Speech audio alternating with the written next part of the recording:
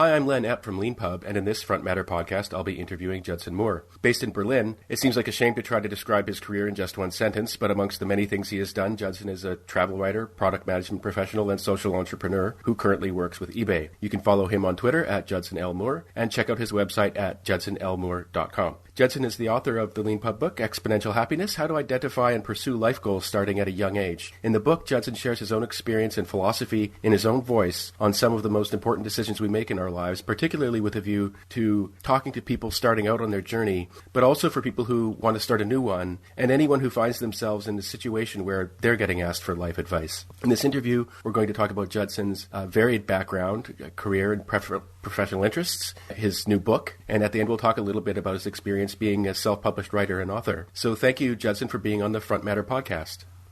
Lynn, thank you so much for having me. It's a pleasure to be here.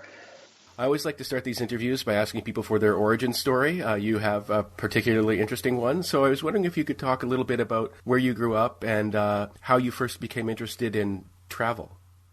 Wow. So it's funny. I often refer to, we live in the modern age of superhero tales with Marvel Comics and everything else. Everyone seems to have a origin story.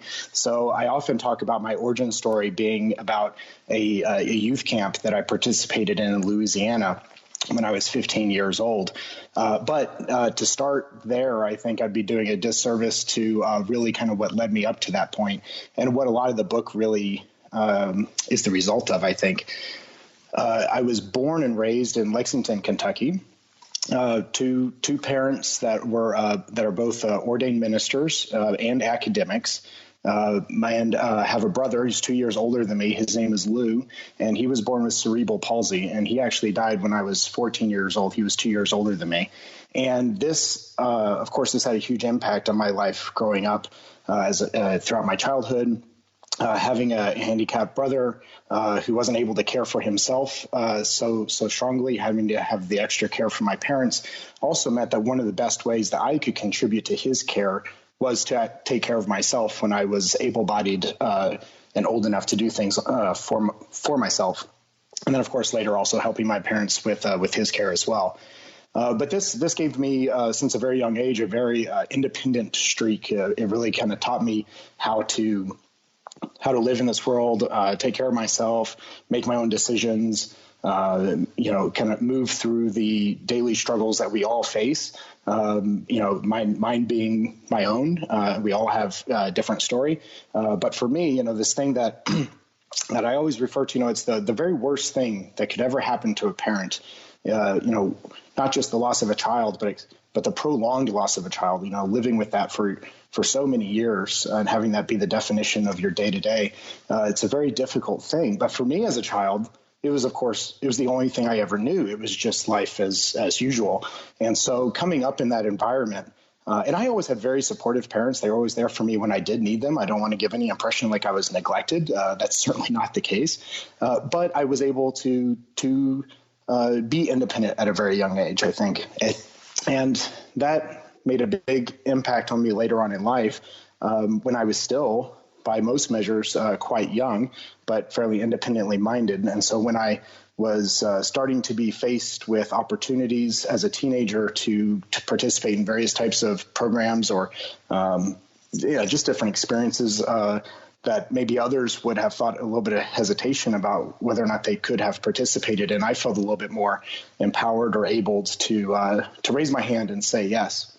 So the origin story that I often tell was when I was 15 years old. I was at this Rotary camp. Is like a youth camp hosted by the local Rotary clubs in Louisiana, where I lived. Moved there when I was 14 years old, so this was 1 year later. And it's a camp for. Yeah, well, honestly, it's kind of a typical summer camp. It's got some leadership components, some team building components, some, just learning good social skills and all this stuff. And there were also some pieces where we had some community leaders coming in and speaking about various topics and sharing their stories with us. And there was one presenter in particular who came and spoke with us. As this was a Rotary camp, of course, they didn't miss the opportunity to promote some of the other Rotary youth programs that they support. And one presenter came to talk about the Rotary Youth Exchange program. And she came and she said all these magnificent things about how you as a teenager can live somewhere else in the world for up to a year, and we'll pay for it. And you'll get to live with a local family and go to a local school and learn the local language. And you'll get to have this adventurous and exciting experience. And you can do it now. You can do it as a teenager. You can do it as a student, and it's not going to cost you or your family any money. And we're going to sponsor this, and we're going to make sure that you're in a safe place with a good family that will take care of you. And and they have this. They're recognized as a symbol of trust around the world, and it sounded just like a marvelous opportunity.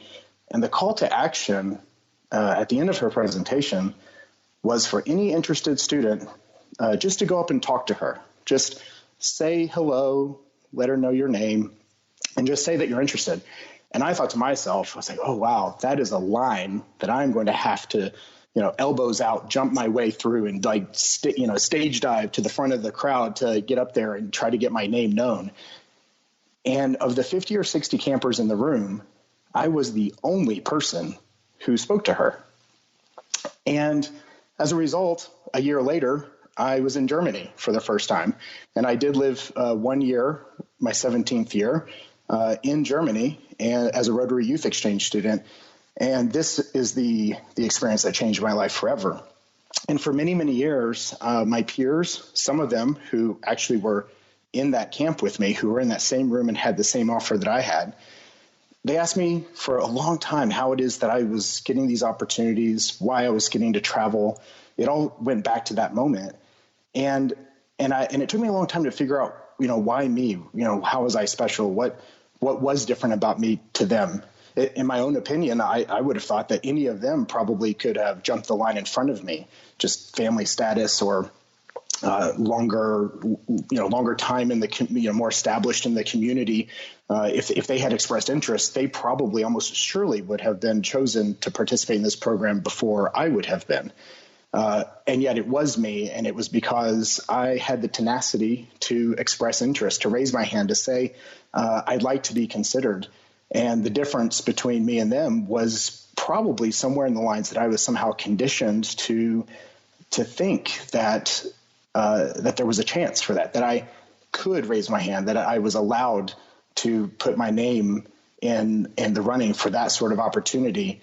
And that reminds me of sorry to jump in. That reminds me of a really interesting anecdote that your mother told on the Expat Sandwich podcast interview that you did. Oh, yes. Where you were a little toddler, and at one point you and your family were in the living room or something like that, and you went into the kitchen on your own, totally without explaining, to get hand towel, and you came back and sort of cleaned off something on I think either your brother, you helped out your brother in some very specific way. And your mother tells this great story where she's like, he walked away from all of us with this plan to go do something, to come and to help his brother. And that just sort of came to him naturally. And this idea of, without thinking about it, just taking for granted the fact that you can make these decisions and go do these things seems to be something that was there very early on for you. And so before we go on, and thank you for being so forthcoming and sharing all these details, your family came to some political attention as a result of the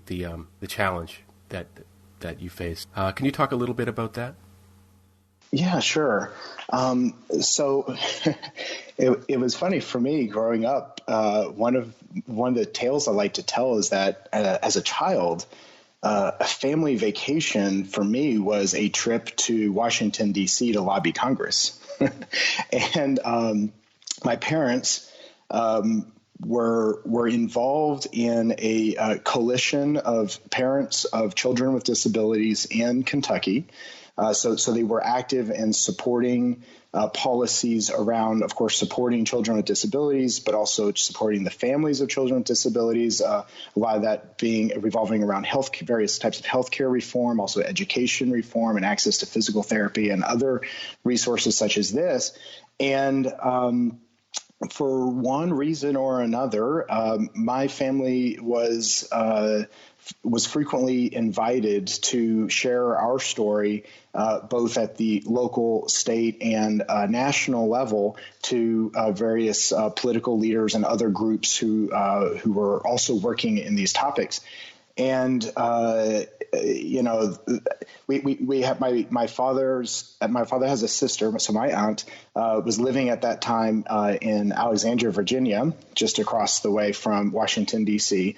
And so that really gave us kind of access to go to D.C. So, you know, we had a place to stay.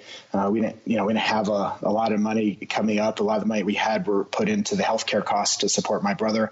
But we could afford the gas and drive over the Smoky Mountains and get to D.C. once a year and participate and have that voice there. And there was one very special occasion when we were invited to offer a congressional testimony, and Hillary Clinton was in the audience, or she came to bear witness to the stories that we had. And there were a number of families were kind of like lined up in kind of procession order, and she came down the row and met everybody. And, you know, there's press and there's media and there's hundreds of people around, and there's all this chatter and everybody's vying for somebody's attention. And everybody's got something to say. And there's something, I was a child, so it was hard for me to probably grasp all this. But my parents tell the story all the time that this was the most positive political moment that they'd ever encountered, because amongst all that chaos, when Hillary got to us, it was like everything melted away. She was in a room with my mom, my dad, me, and herself, and that's it. There was nobody else. She was just laser focused on what we had to say. And it was a very moving moment. I mean, I knew who she was. She was First Lady at the time. And, I knew who she was, and I was old enough, probably 7 or 8, to kind of grasp the gravity of all that. But it definitely left a mark, seeing my parents being, reaching out, being activists for something that they cared about, working on a topic of social good, having their voice not only being projected, but also being heard by people of influence. It made an impression on me as a child, and one that probably did take a long time to sink in on me as being somehow rare or an odd opportunity, because, again, it was the only life I ever knew. And my parents weren't highly connected political folks. But they had this topic, and they worked hard to promote issues around this topic. And occasionally that led to opportunities to get our story into the, across the table and into the minds of people who really could make an impact. And you chose to study, after you spent your very adventurous year in Germany, you chose to study politics in university. That's correct, yeah. What led you to that?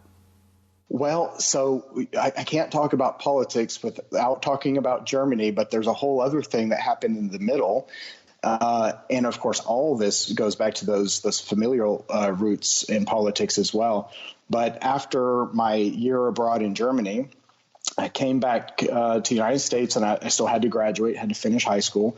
My scheduling was such that I was able to graduate in the middle of the year. So the ending of my high school was actually in January. And rather than taking off or starting university right away, I kind of decided I wanted to have a little bit more of a quote, normal college experience, because I'd actually gone to 5 high schools.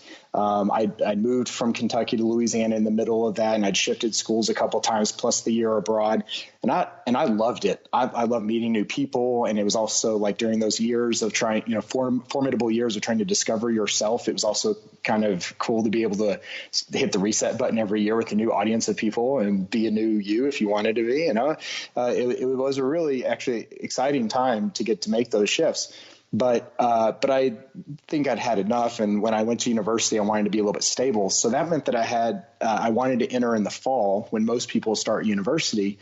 And that meant that I now had 6 months of unoccupied time. And I saw that coming in advance. So I had stripped out all my extracurricular activities from school, and I got an after-school job, and I saved money selling car radios at a Sears. If that doesn't date me, I don't know what does. But I performed very well in that job because all the other salespeople wanted to sell big screen TVs, but you had all these kids coming in wanting to buy car stereos for their car, and I was their age, so I was able to sell car stereos like crazy. But I did that for half a year, made decent money, especially for that age, and then I applied that to a 6-month backpacking trip across Brazil after I finished high school, and this kicked off my real understanding of what programs like the Rotary Youth Exchange program was going to do for me in my future. Because when I went to Brazil, my routing was to visit all of these Brazilian students who had been in Germany as well, and who were now also home. And now I would go visit them at home and visit their families. Most of their families were also members of their local Rotary club, so I got to go as a guest to the Rotary clubs. Oftentimes I would present, since I was a foreign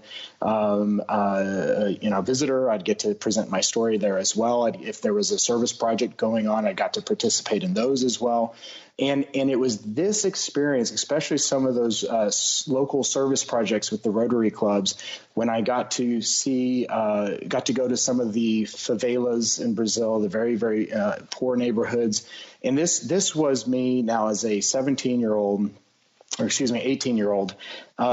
being face to face with real poverty for the very first time. The experience in Germany was fantastic. It played a huge role in who I've become, but it wasn't so different from being in the United States. It's a developed nation. It's beautiful. The culture is in some ways very similar, but Brazil's a very different country, and it is beautiful. And people ask me now, they said, Judson, all the places you've been, what's your favorite place? And I never have to hesitate. The answer is always Brazil. So there's just something about it. It's magic in the air. The people are just beautiful on the inside and out, and that it exuberates through the culture and the music, and the air is just a different vibrancy there. But on the other side of that, you also you see real suffering and real poverty and real issues. And I got to see all that face to face and experience some of that and walk away and come back to America as I needed to make decisions about what I was going to do in university. And though I didn't really know what it meant at the time, and maybe in some degrees I'm still trying to figure out what this means, but the mission statement of my life that I wrote down at that time was that I wanted to work in the international arena, and I wanted to do something that would make the world a better place.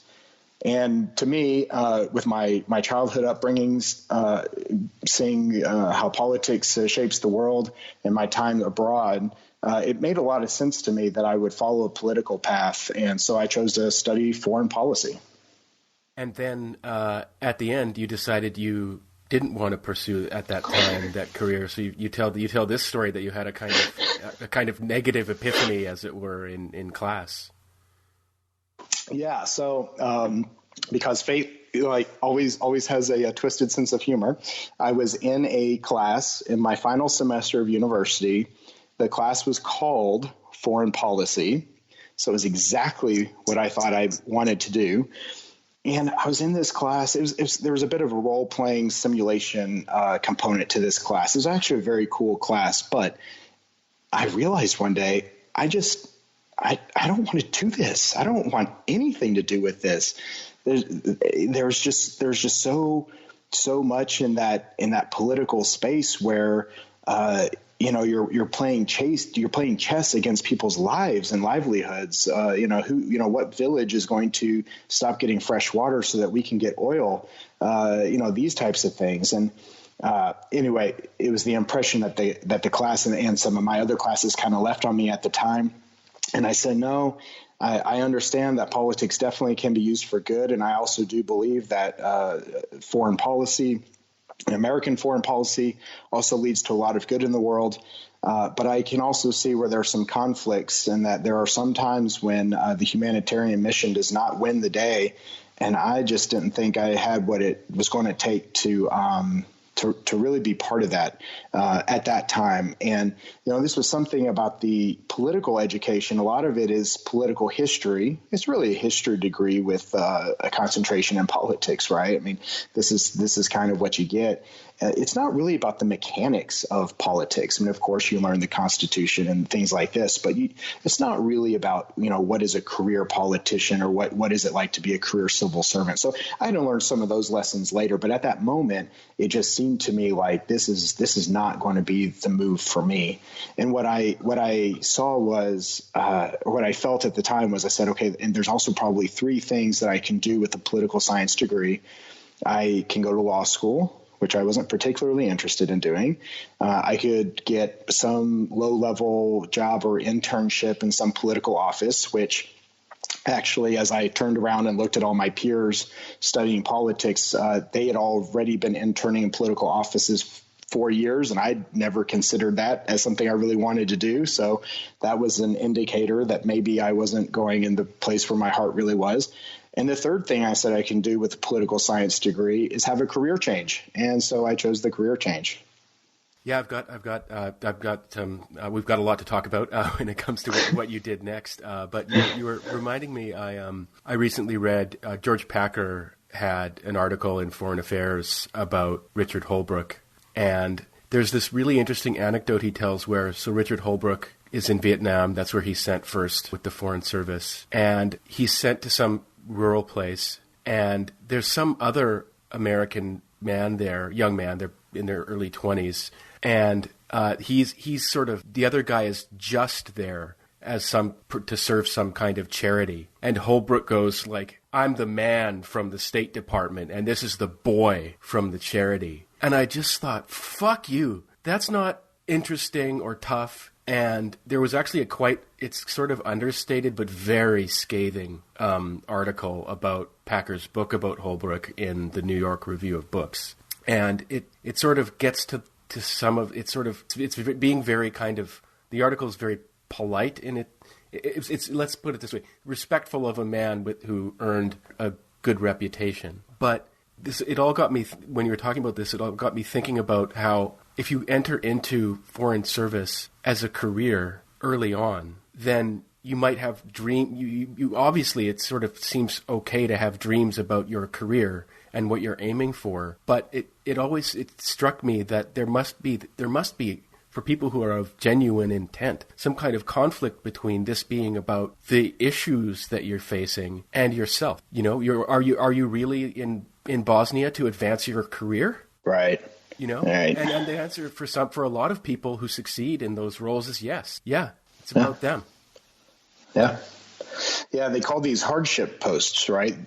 When you're not in Paris or Berlin or London, these when you go to places like Bosnia or Afghanistan, places that are war zones or previously war zones, that don't have, quote, Western standards of living, they consider these places to be hardship posts, and you get kind of accelerated in your career if you volunteer for those posts early on.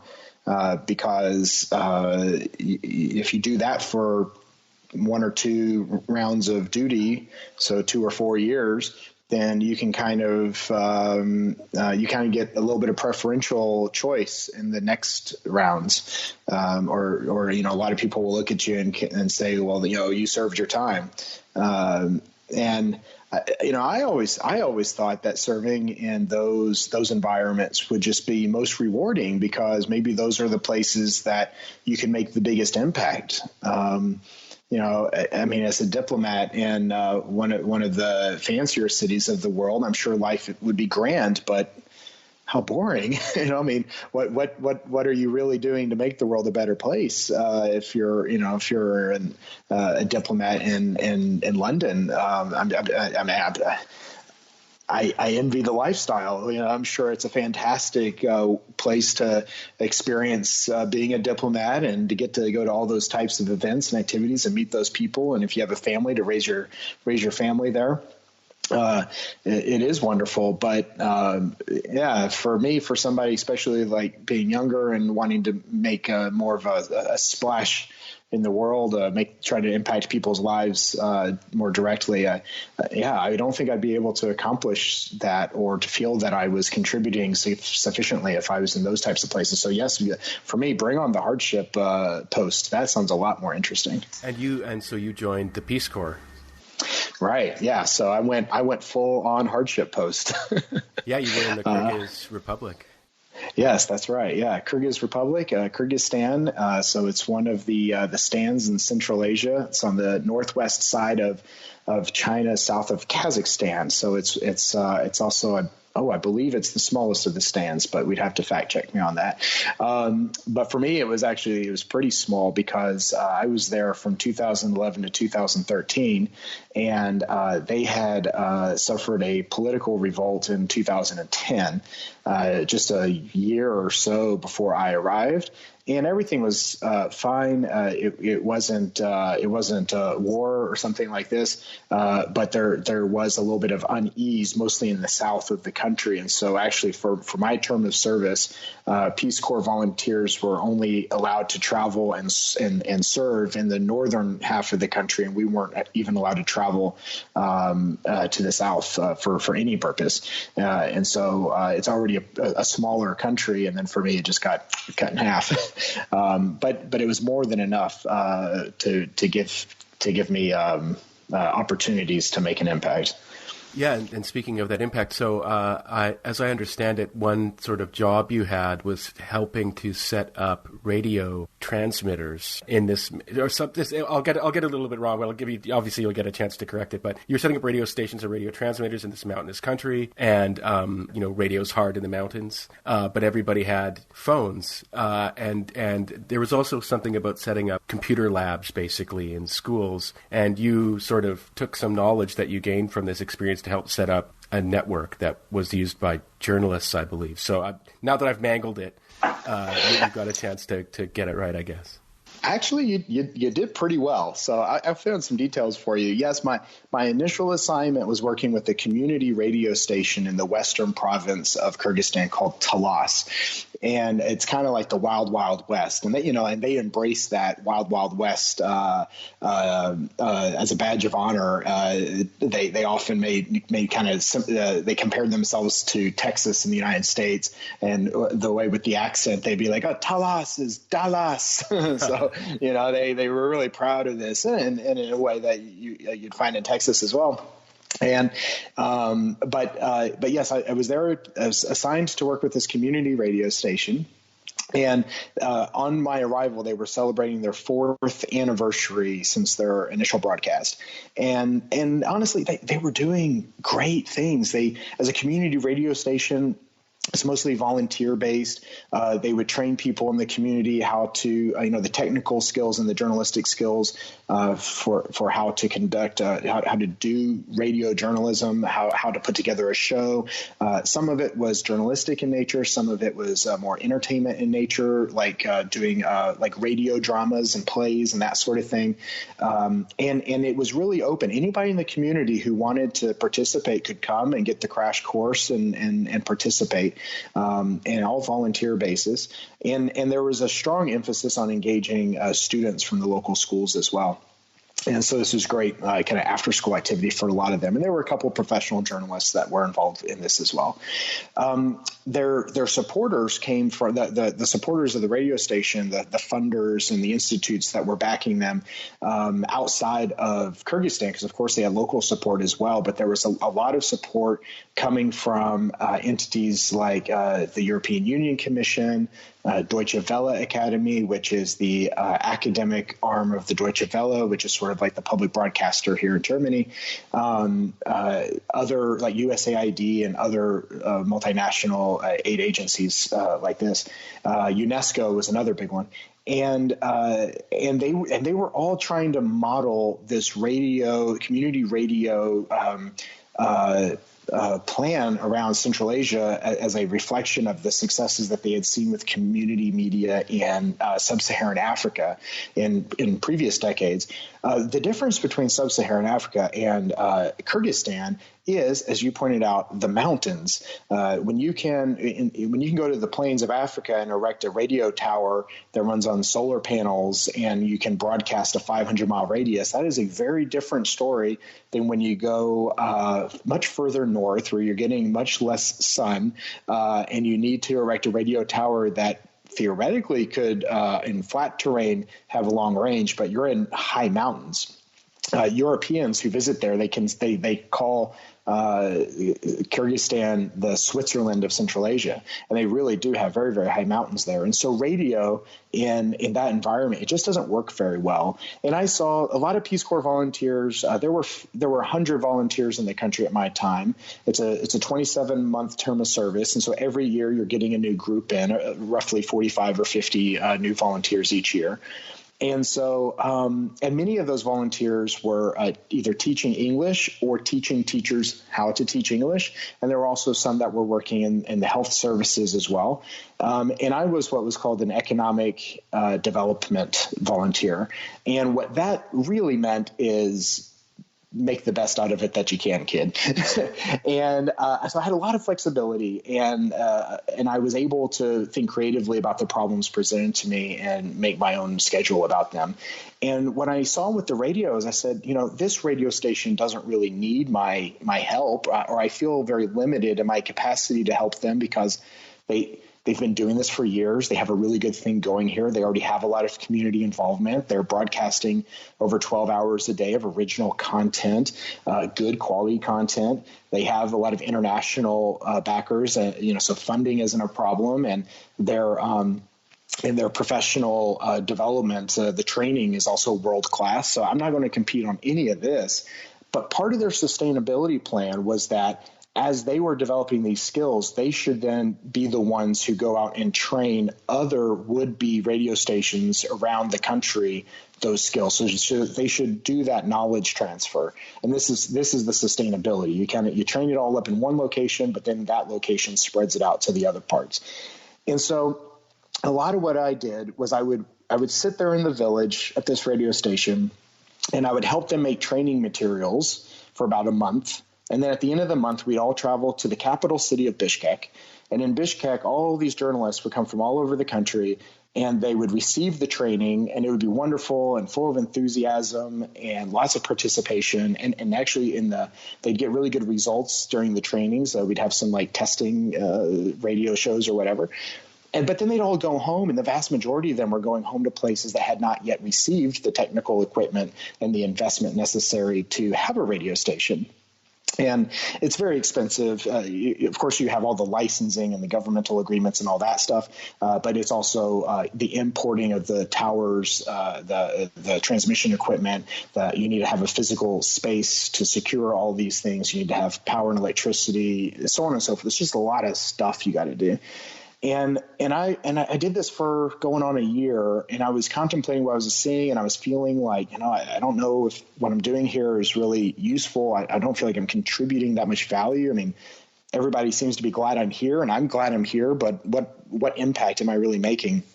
And one day I went home. I was living with a local Kyrgyz family, and I came home, and my host mother, who is one of the village elders, was sitting at the dining room table having tea with some of the other village elders, and they called me over, and I just walked in the door, and I had an iPad in my hand for whatever reason, and they snatched the iPad from me and start passing it around the table, and instantly one of them takes it and they hit the home button. It lights up, and she swipes on the swipey thing and unlocks it, and then she starts going around apps and opening an app and closing.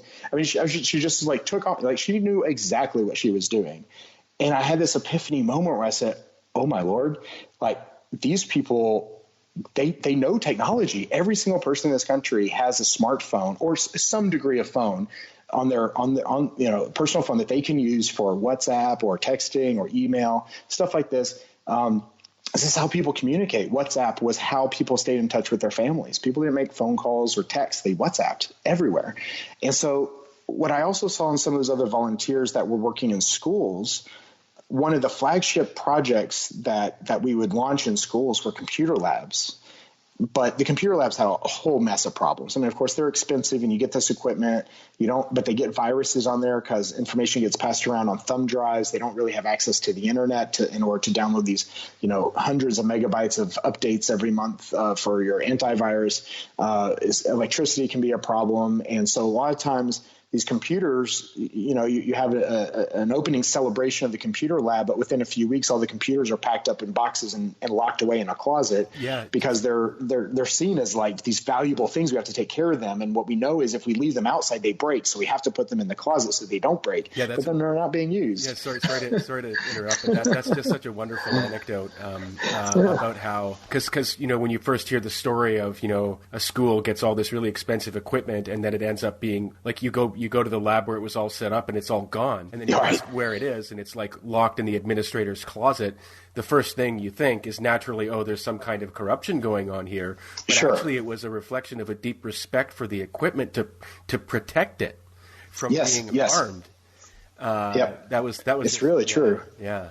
Yeah. And it's heartbreaking to see that. And then part of it's a little bit funny sometimes. And then you try to explain to people like, we'll break it and then we'll figure out how to fix it. Yeah. But then the sustainability of those computer labs is also quite low because a lot of times that training, that continual education and training and the updates and maintenance and stuff, it's not there. And it just becomes a whole lot of money spent for a good cause with best of intention, but it doesn't get very far.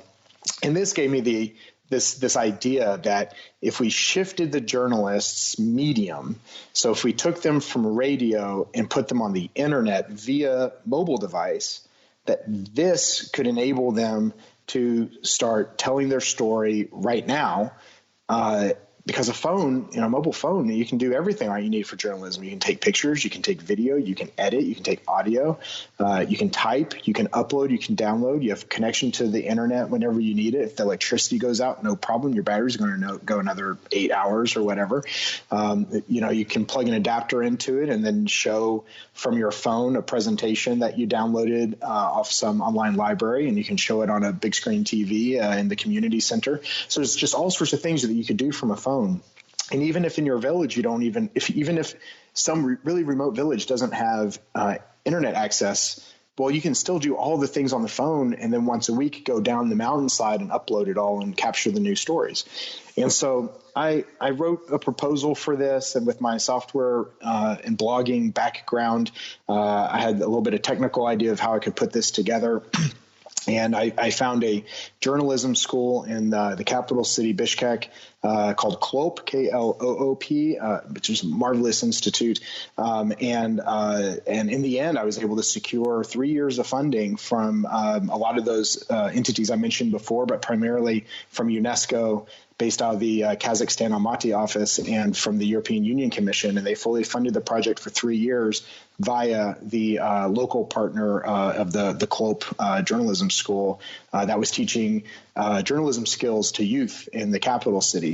And they've gone on to do all sorts of marvelous things. They even now have a space program for girls where they're putting together a satellite, like a toaster-sized satellite that they're going to send into space. And it's all girls ages like 14 to 20 or something like this who are building it with a cosmonaut or a space scientist from the Russian space program.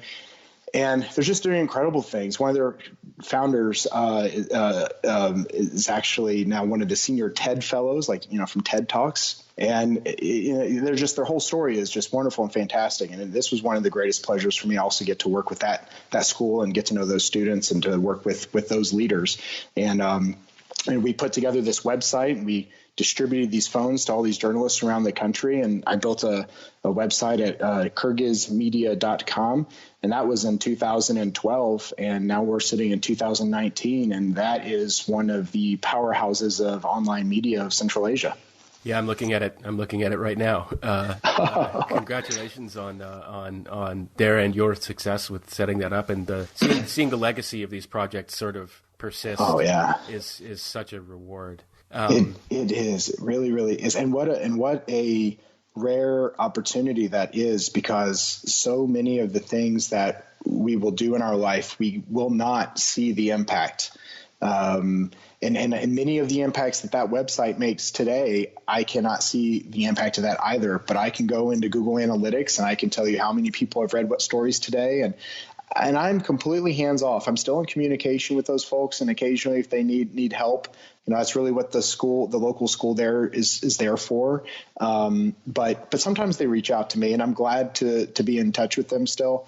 But it is my proudest achievement. I am very, very proud to have been able to succeed in getting that project started, to have had the idea from its inception, and to convince others to support it, and to get it to take off. That is very, very meaningful to me. But the credit, it's on those who have continued it forward, because when I left the project as the phones were going out the door and being distributed, that was the end of my involvement. So I really got the setup there.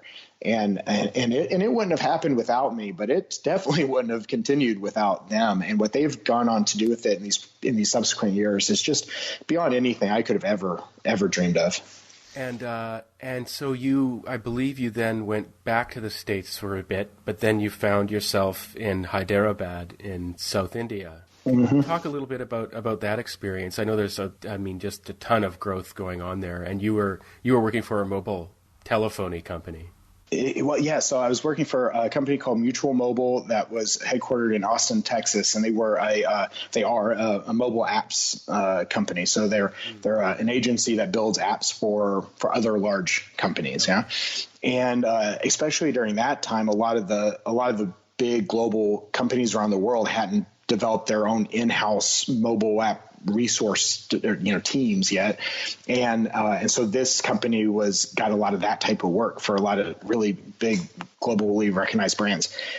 And I was their operations manager, so I wasn't working on the software side of that just quite yet. I had a background working kind of freelance in software, and I was interested in technology, but that's not what I did for them.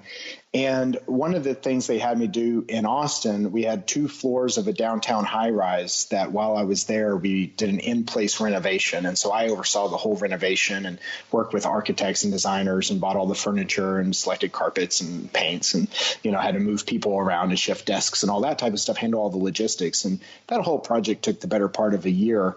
And as that was completing, we decided that it was high time that we make a similar investment in our satellite office, which was in Hyderabad. And this was actually one of the success stories to Mutual Mobile. Our CEO and one of our founders is from Hyderabad. And the founders of the company all met at the University of Texas at Austin when they were studying there together. And the CEO was from Hyderabad. And so since he had connections in India and in a city that has a lot of technology support and a lot of people working in tech there, he was able to figure out how to get a satellite office started in India, even when Mutual Mobile was at a very early state as a startup. And that really changed things for them. The impact was, as our engineers in Austin were calling it a day, the engineers in India were arriving to work and could do the peer review of the code and then continue working throughout their day. And as they were about to call it a day, then our engineers in Austin would pick up and keep going. What that meant is that we really got almost a 24-hour development cycle, and we could just push software out that much faster than anybody else. But our engineers in Hyderabad were absolutely world-class, a fantastic team. But the office that they were working out of had been acquired since our early scrappy startup days, and it really wasn't a very pleasant place. And so I was very proud that after there were some great successes that Mutual Mobile was enjoying, and they had put some of that success into an investment of their headquarters office. But then they said, okay, we should do the same thing for our team in India as well. And as a result, I got to go to India and spend 6 months there and oversee this build out of a new office space there in their what's called the high tech city. But it's this kind of the whole side of Hyderabad where all the tech giants are set up, and it really is a city within a city. It's a whole thing. And that was a marvelous experience for all sorts of reasons. Professionally, it was very rewarding. Yeah, personally, it was interesting. I lived in a 5-star hotel with a city park view that was also taught me a lot about life, if I have to be honest. But I also used the opportunity to spend my weekends traveling the country quite a lot. And also getting involved in the Hyderabad community, also, reaching out to Rotary clubs and such. But there was one really meaningful story that I still reflect on, because I don't know what I'm supposed to do with this experience, but I'll share it here. I was staying at this magnificent modern 5-star hotel. I had this room that I'll never be in a room as glamorous as this for the rest of my life, I don't think. And it had this wall-to-wall, floor-to-ceiling glass end of the room that overlooked this huge beautiful city park view. And I would wake up every morning and I would sit in the chair by that glass wall, and I'd order a cappuccino and toast to my room, because I know it sounds great, but without a kitchen, you have to order room service all the time. And that does get old pretty quick. But this was my morning routine. So I'd have my cappuccino and my toast. And I'd sit there in this chair and I'd prop my feet up on the glass and I'd watch the sunrise. But at my feet, 14 floors or so down, at the start of that city park, there was this concrete bunker, like a tool shed or utility shed or something like this. And as I'd be sitting up here enjoying my breakfast on many days, almost every day, right there in my view would be this man who lived in the park, who lived, I always assumed, in this shed. And he'd be outside under a trickle of water trying to bathe himself, and like his laundry be strawn up there on the side. And the kind of dichotomy of that situation always really troubled me, because I didn't care about being in a 5-star hotel. I'd rather cut the hotel budget in half and let's do something better with this money than putting me where I am. And he was kind of a symbol of that for me. But it also was, what am I supposed to do with this? Like, should I go down there and talk to him? Well, I think that just highlights the fact that he's got this hotel full of people that can watch him every day. And that doesn't service him in any real way. And every day I thought about this, like, what can I do to, like, how can I be witness to this situation where I'm here and he's there, and this is not okay. This goes against everything that I kind of aim for in life. Like, it goes against everything I want to, like, be part of, I guess. But what action can I take that is more serving to him or to the world than it would be self-serving to me? Because everything I could come up with was, any action I take is going to make other people less comfortable and make me somehow feel better. And that also wasn't okay. And so in the end, I spent a lot of time thinking about this, but no action ever came of it. And perhaps that's exactly the right thing, that I shouldn't have done anything at all in this situation, but it's always bothered me. It's, thank you for sharing that. It reminds me, I went to, I had a college friend from Patna in northeastern India. And one summer we went there, and I visited his family home, spent 6 weeks in Patna, which in the mid-'90s was not a place that tourists typically went to. But we spent some time in Delhi, and my friend's family was rather affluent. And so I never, when we were traveling around, we always had a driver. We had the AC car in the train, and I never had to stand in line or anything like that, because they would send servants to do that. And I remember we were in Delhi one time in this car being driven by a driver, and my friend was pointing out, that's the Harvard of India over there, this school. And just as he drew my attention to that side of the car, this guy with bloody stump of a hand started tapping on the window because he'd seen me and wanted to beg, and it was quite a shocking moment. It's like, here I am with I was like a sort of like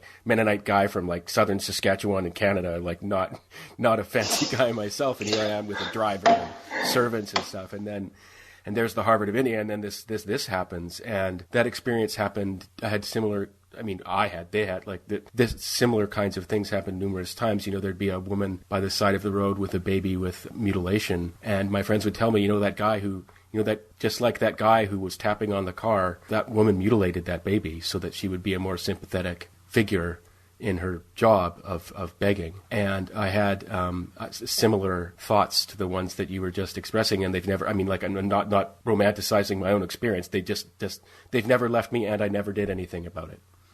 Right. And I don't, I mean, it's not, it's sort of, it's funny. It's like, I think the response of it's none of my business is sometimes right. Mm. Yeah. It's, sometimes you see these things and it's, we are but one person, and what really can we do? And, we're not all the trustees of the Bill and Melinda Gates Foundation, right? So we have to find other means to make an impact. And it's, and this is very trying. And of course, when you come face to face with things, it can teach you a lot about what's out there in the world, and it can inspire you to try to affect some sort of change somehow, whatever your gift may be. But this is also one of the reasons that I really support, the impacts. Well, the impacts that an individual can make should not be underrated for sure. But there is something about the power of institutions to really affect change at a global scale.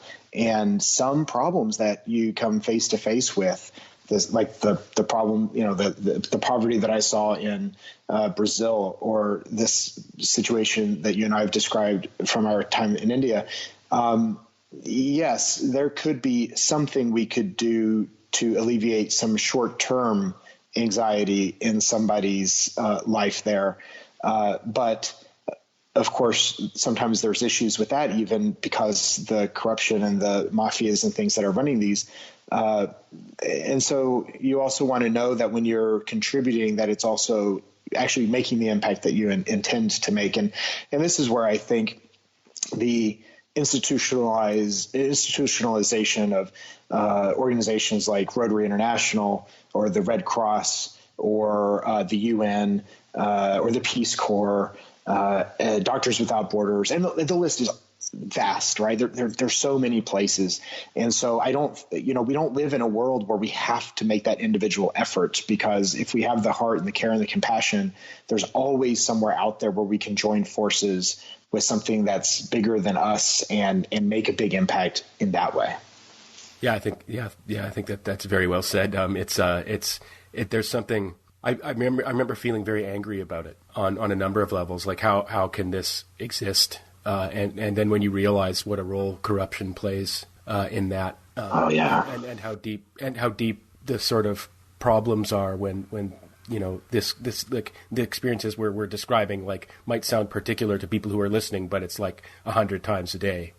Constant. It's constant everywhere. Yeah.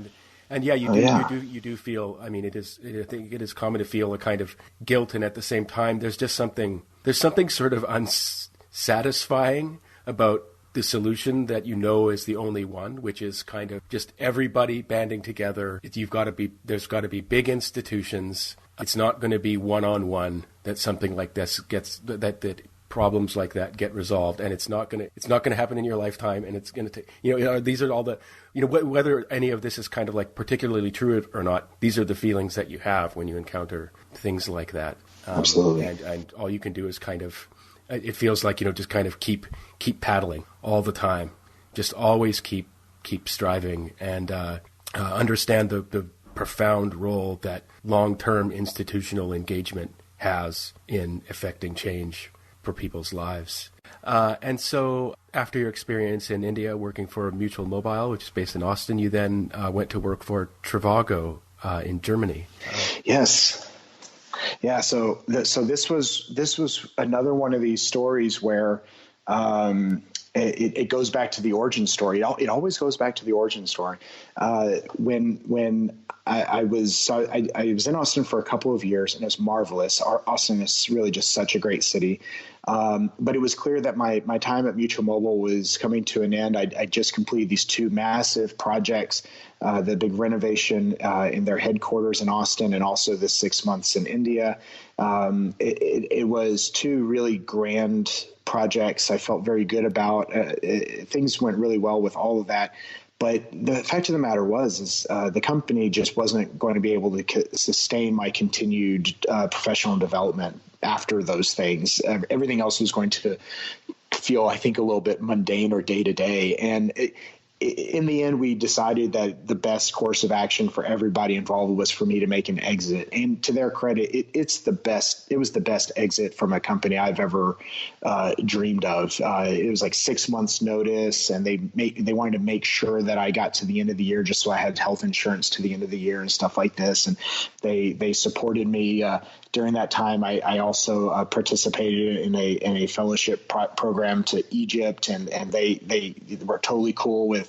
I said, it doesn't make sense for me to look for a new job and then I go to Egypt on this fellowship project. Can I stay at least until that's over? And they said, yeah, no problem. So they were super cool.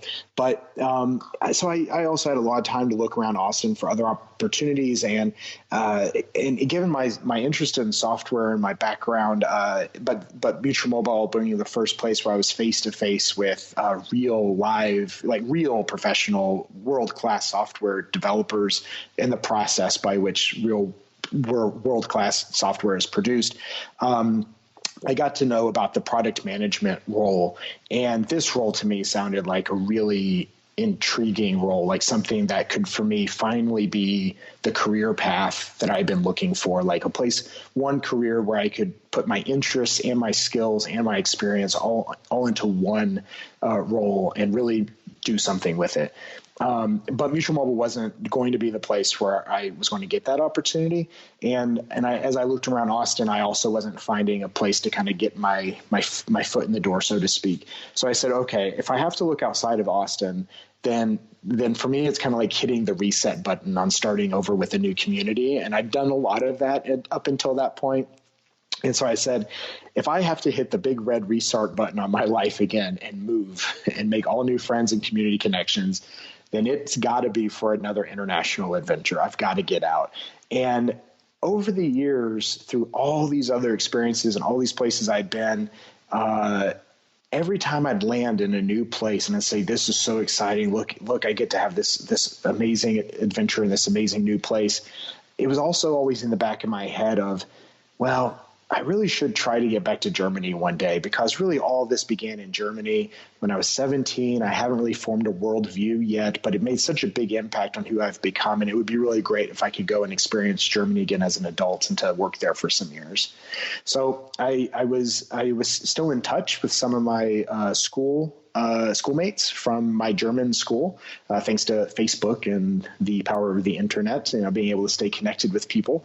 And even though it had been a decade and a half, one individual in particular was working at Trivago. And at that time, Trivago was doubling in size every year, and they were bringing people from all over the world to work out of their headquarters in Dusseldorf, Germany. So instead of building offices all around the world, they have the one main office in Dusseldorf. And so they were sponsoring visas, and that was the key, because it's very difficult to find visas. Anyone who's tried to work abroad, it's not so hard to get a visa for studying purposes, but for work, it's really difficult unless you are a leader in your field or you do something very specific in engineering or the sciences. And I was a guy just trying to get a new career started. So I wasn't going to be a candidate for a visa, but I was able to get a visa with them because I had American market knowledge, because I was American and a native English speaker. And so I actually got a role with their B2B product marketing team. And that was my foot in the door. That got me a little bit closer to the product topic. And it gave me access to the German market. And it was at Trivago that after doing the product marketing for a little while, I found the opportunity to shift into product management and then go work on the core product of Trivago, the hotel search product. So that's what, travelers, you, anybody else, when you see the commercials, that's what's being advertised is their hotel search product. And so I got to work that. That's where I got my initial product management experience. And Trivago, it's a marvelous company to work for because it's just one of the most multinational, multicultural, multilingual companies you can imagine because of their decision to bring people from around the world to one centralized location rather than to develop satellite offices. And so it was super cool getting to work with, it was like 1,500 people from all around the world and getting to work on this software that helps people save money on travel. And of course, I'm passionate about travel, and hey, who doesn't benefit from saving some money? And so this was really cool, and it was really great to learn about product management there. Of course, I'd read a lot of books and I'd learned to kind of pick things up from my previous work, but I hadn't actually kind of do the job before. And so this was now I got to put some theoretical knowledge to the test and actually gain some experience. But all that happened again because one of my schoolmates from my youth exchange year and I had stayed in touch for years and years, and he was there and we were in touch, and I said I want to come back, and he was able to put Trivago on the radar for me. I wouldn't have even known Trivago was a German company if it wasn't for him, but it all goes back to that early youth experience and helping be part of that network that made such a big impact then on my professional life. Yeah, and so you've been in on this stint. You're now working for eBay, as I said in the introduction, and you've been in Germany for I'm looking at LinkedIn here. I think about 3.5 years or something like that. Yeah, that's about right. And I wanted to ask you. So one of the fun aspects of this podcast is we get to talk to authors from all around the world, and one of the things I like to say is we get to ask them questions about things they may have experienced personally that the rest of us have only read about in the headlines. And rather famously, Germany has let in, nearly 1 million refugees from Syria. And this, what one reads in the headlines is often the negative reaction that some people have had in Germany to having so many migrants in the country, let in a short period of time. You don't, of course, because it's not interesting to people who read headlines usually, hear about the experience of, all these people integrating and, the vast majority living there peacefully. And I was wondering if you could talk a little bit about what your experience has been being in Germany at this time. Have you, just to be specific about it, have you noticed more hate groups marching, things like that? Or has anything like that changed in the sort of day-to-day experience that you would have, walking around Berlin? So that's a really great question. No, I haven't experienced anything that appears to me to be like hate speech or those types of rallies. It's much more common at rallies. Germans, especially in Berlin, are quite the activist folk. They do not mind one bit to take to the streets and let their opinions be known on certain issues. But a lot of this has to do more with kind of the gentrification of Berlin and the rapid changes of Berlin and the supporting of East Germany since reunification and more economic issues, things of this nature. But I've never seen and protest anything related to something being against people of a certain creed, national origin, gender identity, sexuality, or political status. And what you really see almost pretty universally across a lot of the participants at these other events are signs or symbols on their clothing that are against fascism, against the Nazis, against bigotry, pro acceptance of all from everywhere. You see a lot of kind of like language around that, even if that's not what is being demonstrated about on that particular day, because a lot of people do embody this very openness of others here. That said, my relationship with refugees here has been not completely limited. There was and there is an organization that started in Berlin, but I actually got to know them in Dusseldorf, called DevUGs, and they teach refugees in Germany web development skills. So it's like an engineering boot camp. It's a 1-year program, and it's supported by the by the government. So there's funding available for job trainings programs for refugees, and so they're an officially recognized and program of the federal government here. But they work with that population of people who have all sorts of backgrounds. And I've met people there from I don't know, 20 or 30 countries where you don't think refugees particularly come from, South American countries, but in places that are really peaceful, but maybe still something can happen politically. So it's not just all Syrian or Middle Eastern refugees either. So there is a lot of diversity within that. So that's one thing to know that probably the headlines don't always make clear. And a lot of their backgrounds are in very, they're academics, or they were in the middle of studies, or, when they had to leave their home of origin, they were working professionals, they were librarians, they were, so many different walks of life and backgrounds. And then they come to Germany and they're trying to figure out, how to make the best of what is truly a terrible situation. And they're away from their home, and sometimes they're not speaking the language, but they're working on that. And I just see a huge amount of effort from those individuals to make the best of the situation they possibly can, because, usually they're not here alone. Oftentimes they're here with their family. And so they're also, struggling to give their family the best opportunities possible. And this organization, DevUGs, does a really wonderful job working with them to integrate them into German society, both via kind of like the soft skills and lingual training side, but also through the hard skills of computer engineering. And they do a lot of job placement after that as well. And so we have a really strong alumni program. And when I was at Trivago actually had a small but unused office elsewhere in Dusseldorf, and so they actually gave that office free of charge to the DevUGs to use for their courses in Dusseldorf. And I didn't actually know that when I first found out about them. I learned about them from a Facebook ad, and I just saw they were in Berlin, and I wrote them and said, I don't know if I'll ever get to meet you guys, but your mission sounds awesome. And if you ever come to Dusseldorf, please let me know. And they said, well, we have an info session in Dusseldorf next week. You should come by. And I did. And then I walked in this office I'd never been to before and saw all this Trivago stuff everywhere. And that's how I even learned we had another office. So it was just small world type of thing. But that was another way that then I was able to engage my daytime job. By being that I became then the kind of the official point of contact between Trivago and DevUGs, and helped set up kind of like buddy shadowing programs between people who wanted to learn engineering and then people who were engineers. And so they have direct line of contact with each other, and doing like campus tours, just to kind of show like this is how our work is done, and this is what the kind of lifestyle looks like, things like this. And that was really, really cool. But this is one thing, this is a population, this is a large population of need for sure here in Europe and in Germany.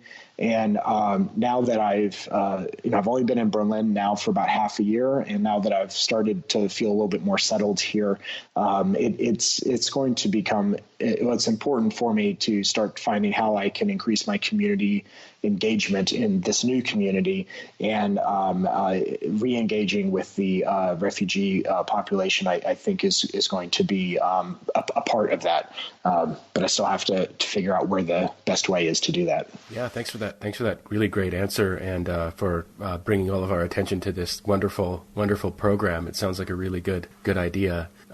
Link in the show notes. Yeah, definitely.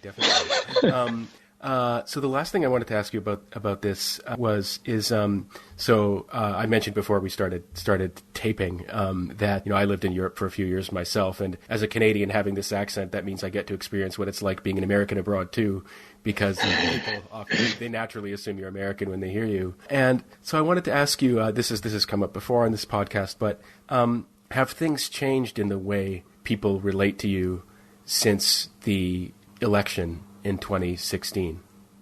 So this whole topic is something I think quite a lot about. I'd like to give a shout out here to a friend of mine, a fellow travel writer and tech professional named Joe Bauer. He writes he has a podcast and a blog called Off the Beaten Path, and he talked about this topic once, and his perspective got me thinking about where I stand. And so that's why I want to credit him with this a little bit, because he really changed my perspective. I used to feel very strongly that when I travel from a security perspective, I do not share in open format that I'm American, because either A, you could come across somebody who has a very strong negative opinion of America, and now they have their opportunity to unload on you about it. And that isn't either pleasant, and depending on where you are and who you're dealing with, that could be dangerous. Or you find somebody who absolutely loves America, and now you're in a conversation you'll never get out of, even if it's a pleasant one. And I've long said that there's only two types of people who think America is the greatest place on earth, and that's people who have never left and people who have never been. Because, look, there is no greatest place on earth. I mean, now enter all the cliches, home is where the heart is and all that stuff. There might be a place on earth that is your favorite place, or it's the place that holds, the most dear memories, or the people, or, whatever, which is the best for you. But the fact of the matter is we all have our issues, and every place in the world has something that makes them wonderful. So it's all a matter of perspective. But when it comes to then kind of this admission of guilt that I'm an American while travel, I oftentimes really try to avoid this. There's a trope, Americans will say that they're Canadian when they travel, or they even put like a Canadian flag on their backpack to, be like, I'm Canadian, not American. And I've never done the flag thing, but I am guilty for claiming that as I'm from Canada, or something like this, because, it just seems safer. So that's to your credit. So that's good. But on the other side, and this is where Joe comes in, and he has a very persuasive argument, but he says, when you come across somebody who's got an issue with the politics or foreign policy or the social injustices and other things that they see in the headlines about what happens in America, then, they're also not getting the full story. They're also just getting the headline, and that's going to be the thing that's most sensational and draws the most number of clicks or eyeballs or whatever. And, if you think that you yourself are a half decent person and a half decent American, then by not disclosing that you are American, then you are passing up the opportunity to show to this person in front of you that not all Americans are whatever they may think they are, right? And you now are uniquely given this opportunity to share and be an American diplomat in that moment, and you should embrace the opportunity and not run away from it. And he goes on and on. And he gives all sorts of just wonderful examples. So I can't do the instant recall on all of them, but it really changed my perspective on this. And so now now when I am asked this, I don't hide behind the Canadian flag anymore. But it does then lead to sometimes conversations around the politics of what's happening and whatever else. And so to more directly answer than your question, how things have changed, I moved here just 3 months before Donald Trump was elected president. And obviously his being president has put quite the impression of America and Americans onto the world. And a lot of Germans do not support the politics or the rhetoric or the showmanship of the American president these days.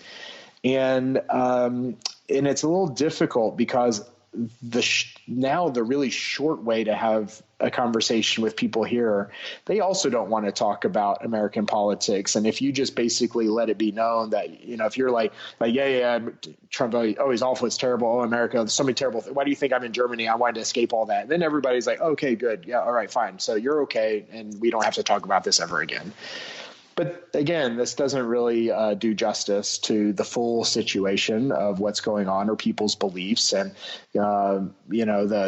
politics in America, it's not, it's a reflection of, other things that are happening. It's not the root cause of whatever you may see. And so broader conversations, or trying to have broader conversations about America, I think it is important. One that comes up a lot here is about gun control. There's so much violence in the schools and shootings in the streets and all these just terrible, tragic events that happen in America in a way they just don't happen in other places. And one of the reasons is because there's so many guns on the street, and America doesn't want to let go of the guns. And, a lot of people from other parts of the world, and Germany included, have a real hard time understanding what this obsession with firearms is all about. And I tend to agree. I say, well, look, I'm not really interested in guns either, even though I'm actually a really strong marksman. But I always I always got to practice with my friends' guns. I never felt like it was worth my own money to spend on that stuff. But I have shot quite a lot in my life, targets, and I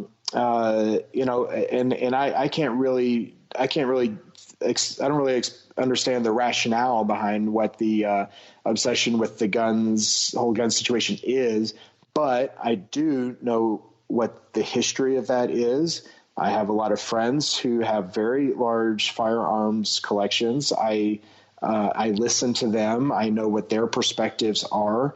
I don't always agree with them, but what I think is important is that I try to understand where they're coming from, and whether it's they're just hobbyist shooters, or they're game hunters, or they really believe they have to be able to rise up and defend their freedom from an oppressive government. Whatever the case may be, I've got friends in all of those circles, and they're very dear people to me. And on this point, I might not ever be able to align with them perfectly, but I do try to convey, what I've come to know about this topic to my friends here, because, it's just a different culture and way of looking at things. And this can't be conveyed in a headline. Yeah, thanks again for such a great answer. It's you were reminding me of one of the experiences of being a foreigner is being mistaken. It's sort of complicated, but like being mistaken for being something that you're not, and not always disabusing people of it just because you're tired or you're mad or whatever. You just reminded me of my friend who I went to the trip to India with, who was from there. He was living in southern Saskatchewan in the mid 90s in Canada, and people often had no idea what to make of him, and so they would project onto him whatever stereotype or prejudice that they had. So he would talk about how, he was working at a Greek restaurant, and people would say, oh, look, they're hiring good Greek boys now, instead of the locals. And, and anyway, I just bring up that particular example because, when you say sometimes you might be confused for being a Canadian, and you don't always say, no, I'm American, because it would just, well, what, now are you making an issue? It's sort of just so complicated in the sort of ordinariness of it. It's like, and so I remember myself, like, I would often not disabuse people if they sort of said something in passing, like I was an American. Like, why? It's not my, I don't want to make them think I think there's some kind of issue here. I don't care. Right. And I don't dislike America, but it would sound like I did if I corrected them in this circumstance. So, you often, it's so ordinary, but it's also so complicated sometimes when you're dealing with sort of someone else's gaze. And I'm just on that note, just to, contribute my own personal thing to it. I remember always resenting the Canadians who wore the flag on the backpack.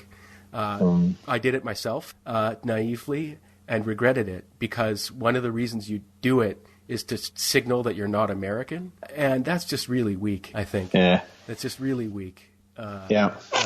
And, everyone, like I said, I did it myself when I was young. People have all kinds of reasons for doing it. But, we're all in this together. Is what I would say. It's true, and beautifully said.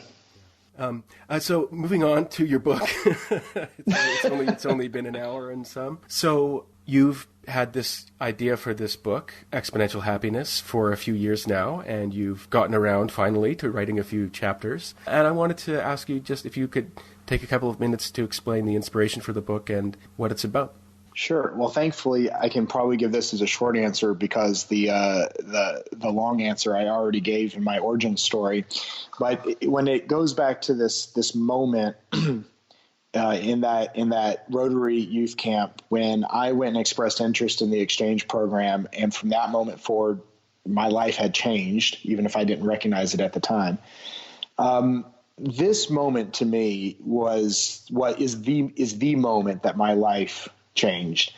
And it took me a very long time to understand the significance of that moment and to understand why that moment and why me. Because like I said, I think a lot of people in that camp really could have taken my seat if they had just expressed interest themselves. And the conclusion that I've drawn is that at that time, in addition to being pretty independent from the way I was raised and my childhood and all this, I also had a lot of people in my life, older people, wiser people, who were telling me things like, do it while you're young. And, youth is the most valuable resource you can ever have. And it's stuff like this, just like these kind of like empowering phrases of, don't think that just because you're a teenager that you are unable to make an impact or to do something or to be somebody, that you're never too young to get started. And all of that was kind of just embedded underneath somewhere. And I think what that really did was it gave me a sense of permission, that when this opportunity arose, I was allowed to express my interest. That it could have just as easily been that after expressing my interest, my parents said, no way, we're not letting you go. You're too young, whatever. Could have been, right? I bet there was a bunch of other examples of stuff where maybe I tried something that didn't work out. But this was the one that did, and it matters quite a lot. And I think that what made me different in some degree was that I had the encouragement of those older, wiser people in my life giving me that empowering advice that made me feel like I had the permission to go.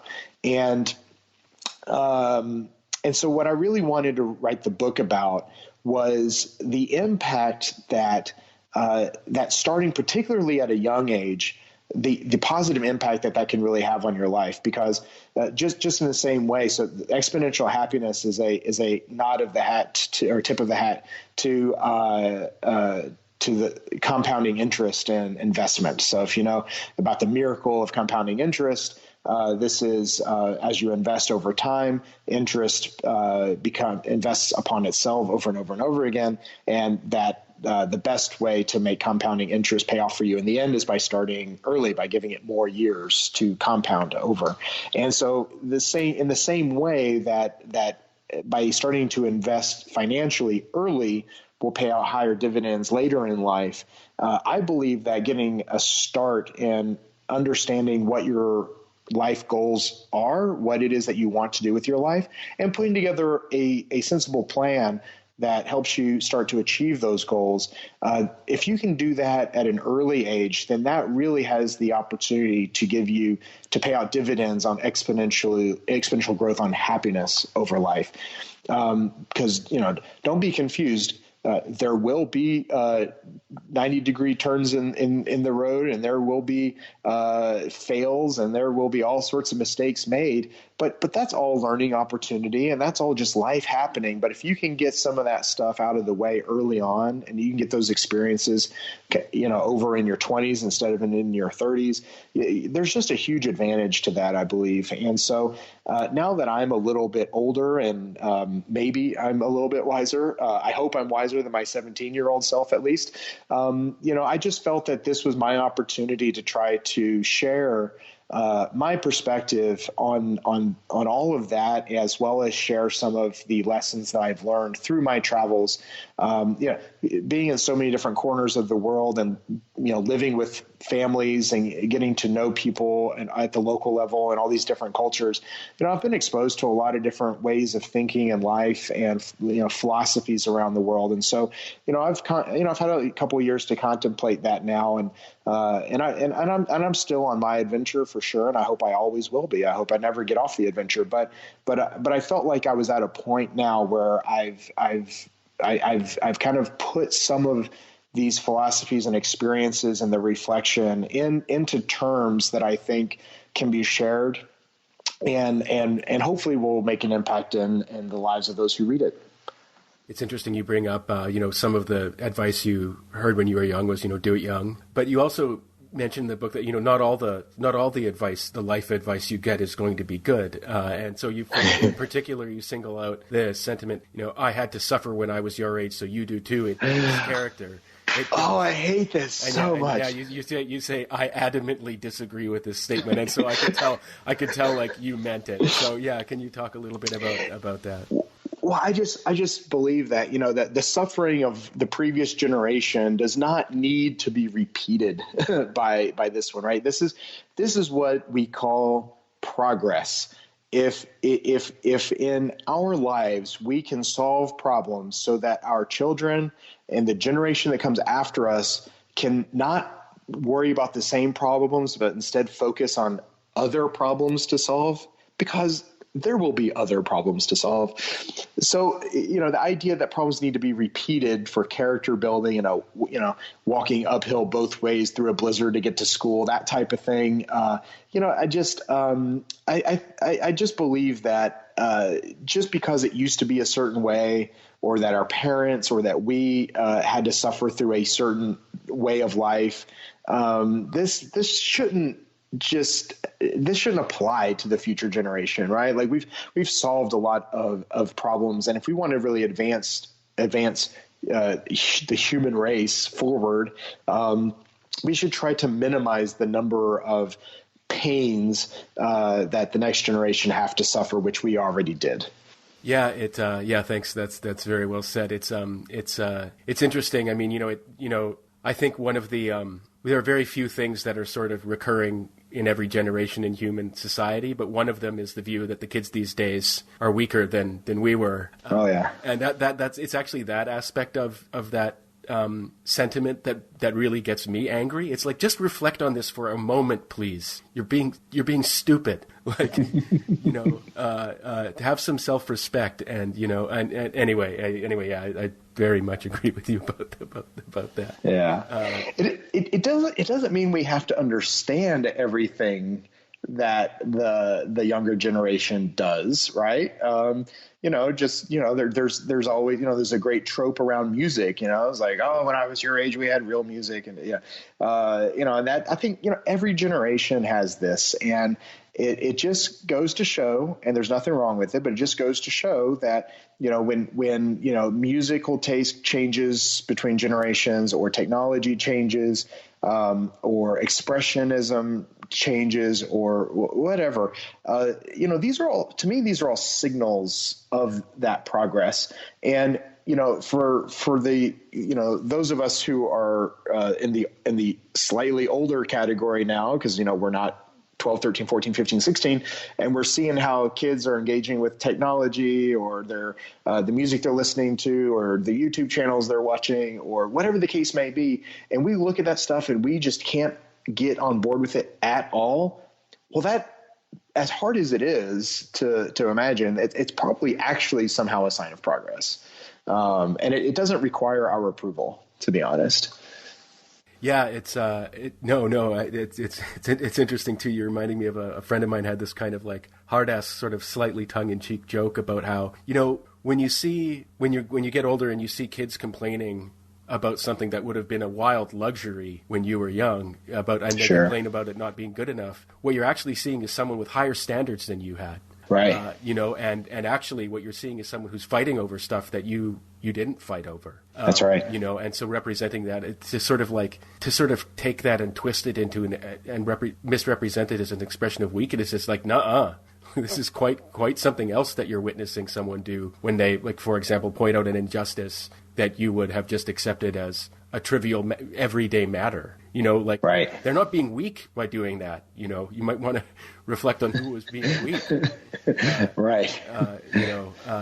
Anyway, where we're reaching feature length here, which I always enjoy it when that happens in an interview, but it does mean we should probably move on. So you've decided to self-publish your book, and I was wondering, at least in this iteration of it, and I was wondering if you could talk a little bit about why you chose LeanPub as the platform for writing and publishing the book. Well, so actually, I had decided to self-publish, and that's kind of a whole other story. But I was talking with some colleagues of mine, and I had mentioned that I was writing a book, and I mentioned this to somebody who's on my current team right now, working at eBay.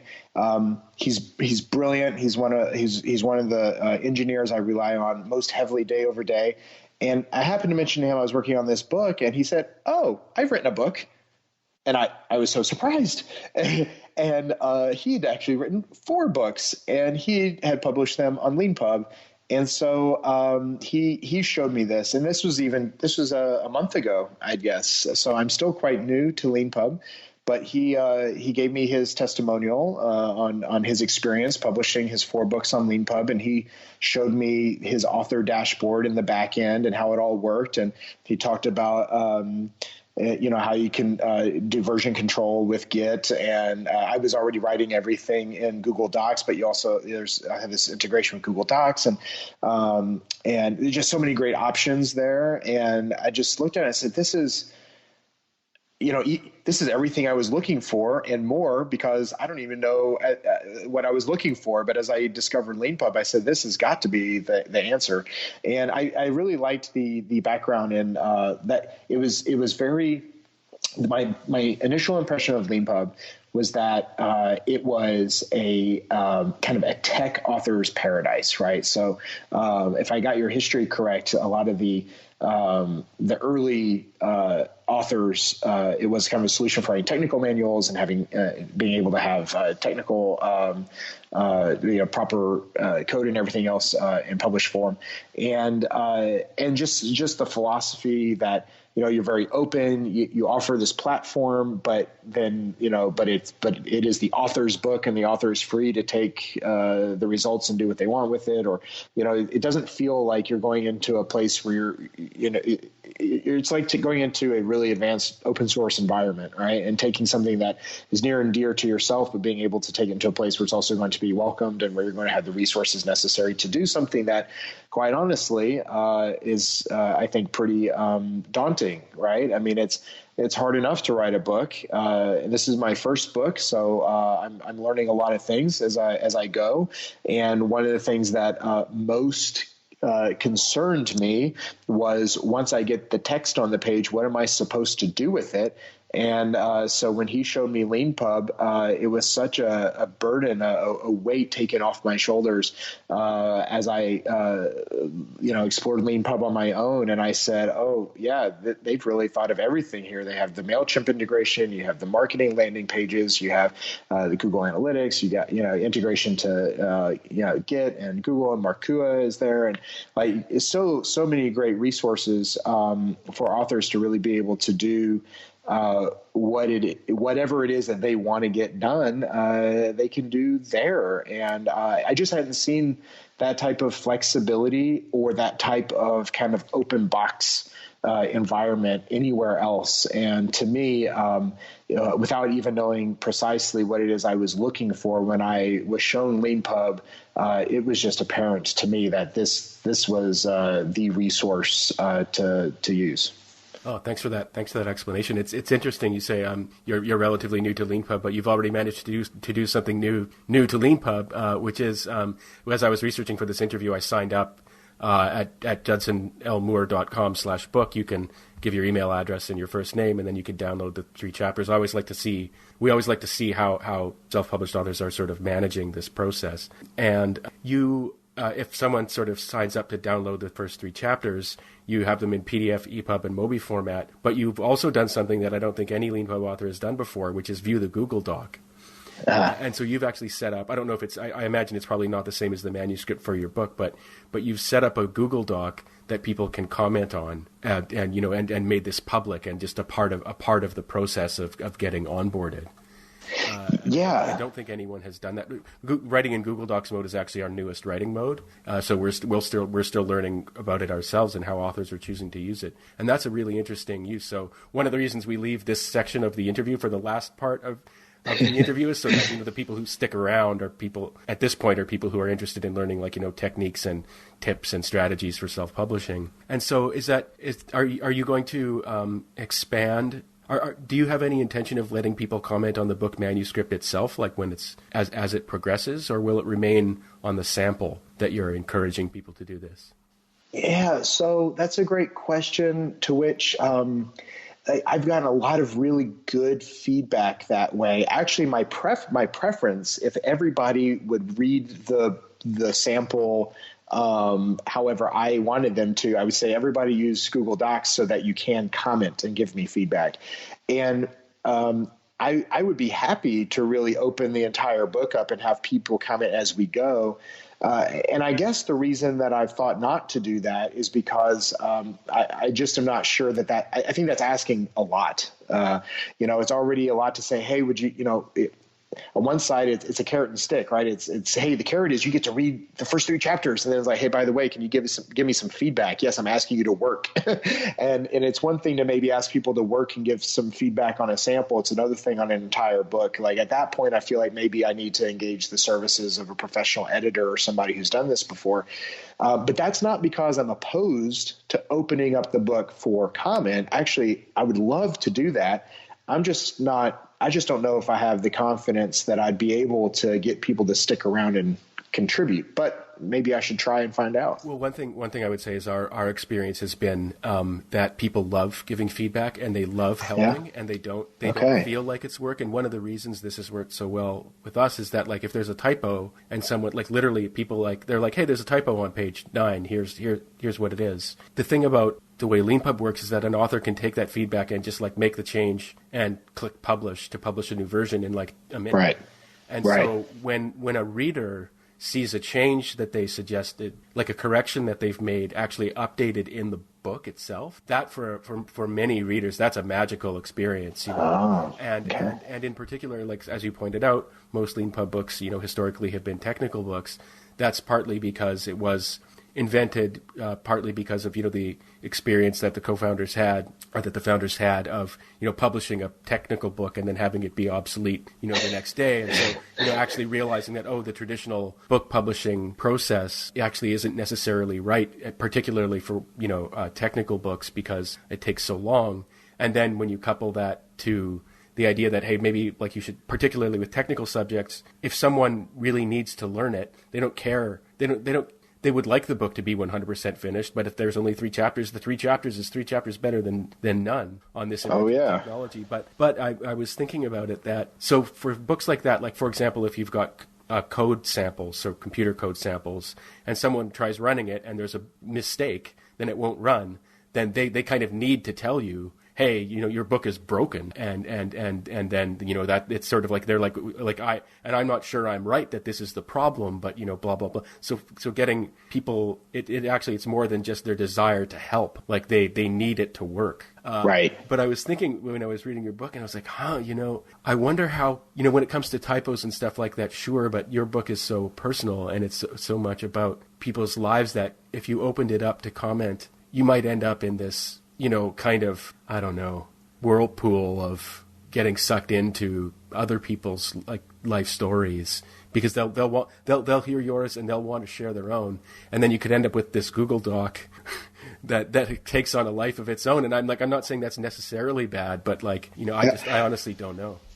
Well, I'll tell you. So the initial writing of the book, start to finish, I'm going to talk about, I've got the whole structure and outline of everything I want to cover. And as I provide examples, the intent is that they will be examples from my own life, because I don't have to fact check those. I can just write it down and it's finished. But what I'd really like to do is when I get done, I want to go back to the beginning and figure out where can I replace the example from my own life with a story or an example from someone else. And actually, because of course, I want to share my story, and it is very personal, and I don't want to remove that element from there. But I also don't want it to be only about me, or at least I don't. The intent is that it doesn't have to be only about me. In fact, I make this point very strongly in the book, where I'm not trying to convince anybody to do the things I did, or to go travel the world, or to be an exchange student, or to join the Peace Corps. I've got. The book does not serve any of those interests at all. It is about everyone should be able to take some universal tools and perspectives and reflect on their own lives about what they're interested in accomplishing with their lives, whatever that may be, and setting forth some goals and a plan for how to start achieving those goals. And so it is important to me that at some point I'm able to go back and interject some stories from other walks of life and from other things that have been accomplished. I think that'll make the book more interesting. I think I do have a pretty interesting story. I hope, but it's a little bit too monolithic, even for my own taste, if the only thing I'm talking about is me the whole time. So by only telling my story in this first version, that kind of helps me just get progress done, so I can just get finished.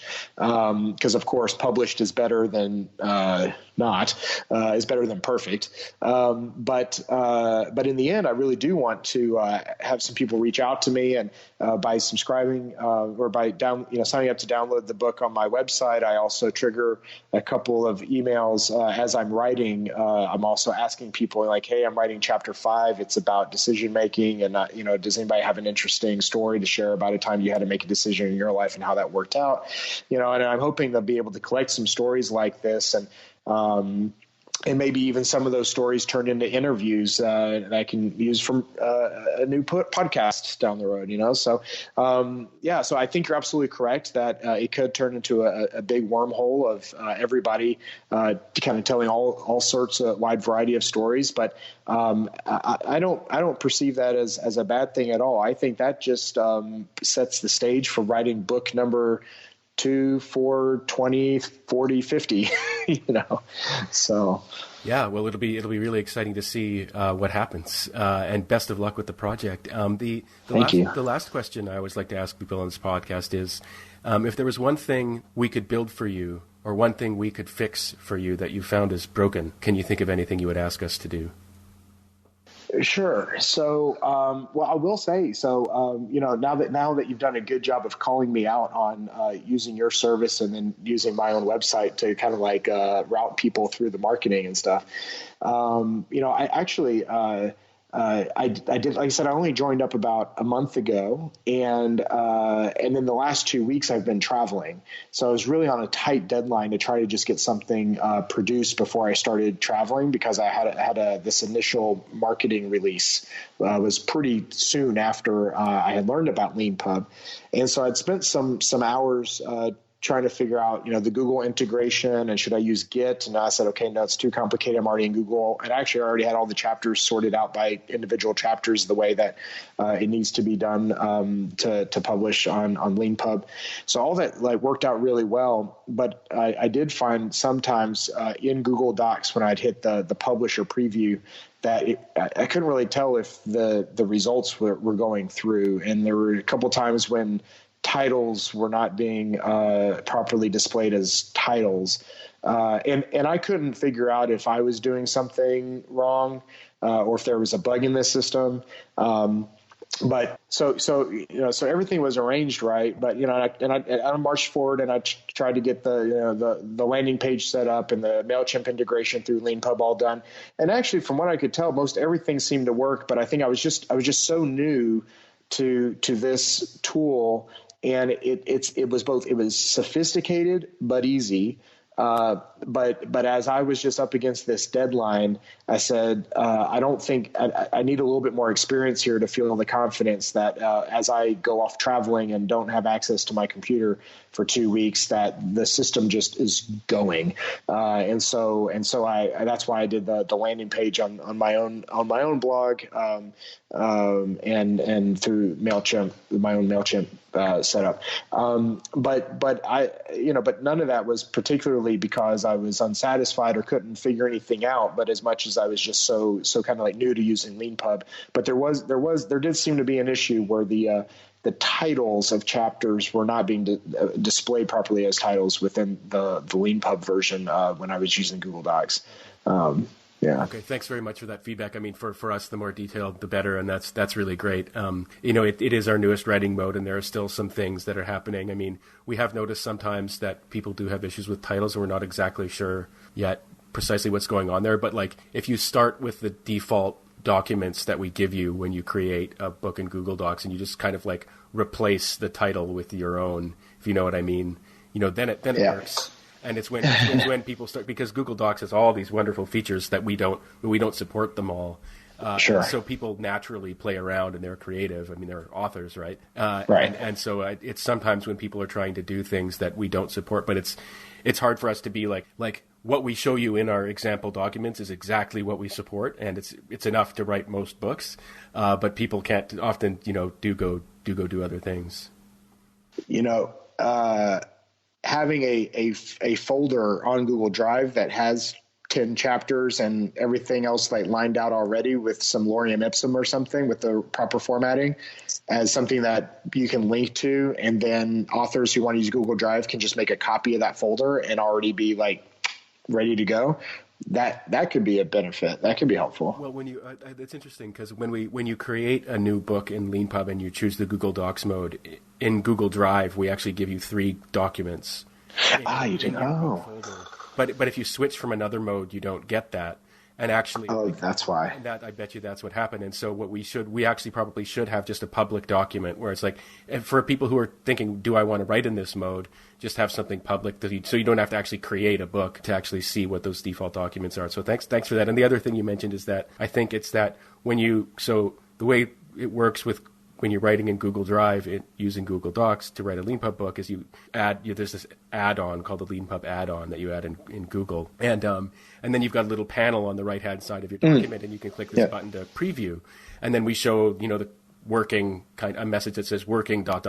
and if you've done something in your document that breaks our book generators, it'll just hang on that. And that's something that we definitely need to improve. Because if you do it in sort of a normal LeanPub mode, then we do show you, hey, it broke. We'll look into it if you ask us to, but you've probably done something that breaks our book generators, and showing that message that, hey, it broke. Maybe the problem is this. Maybe the problem is that is like 100% something that we know that we need to do, because it's very confusing to people to just like see it hang. And they don't say, because you don't know how long it's supposed to take. Exactly. So.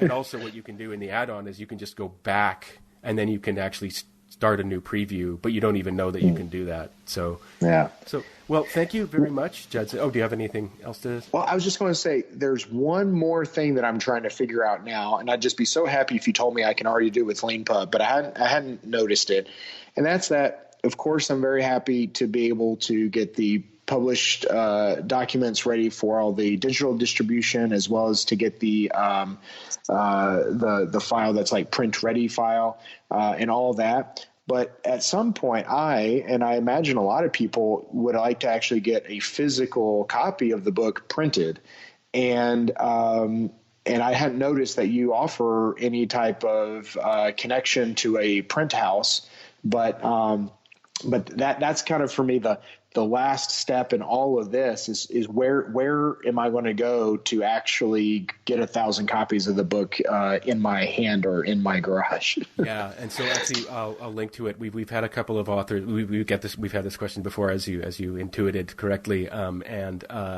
so we have a print-ready PDF output option, as you mentioned. So you can just click a button to create a downloadable file that you can then use to upload to services that make print-on-demand books, like Lulu or KDP. and others. With respect, I mean, of course, like, there is this version of an ideal world where you click a button and LeanPub just sends you a printed copy to test, and it's magic. The reason we haven't done that is because that is a very different business. When you're, as you know, when you're dealing in everything, you're dealing with, I mean, I think as a part of your job, you deal with like the sale of advertisement and sale of cars. Right. And once you move into the material space, you're dealing with a totally different business than one that's, entirely digital.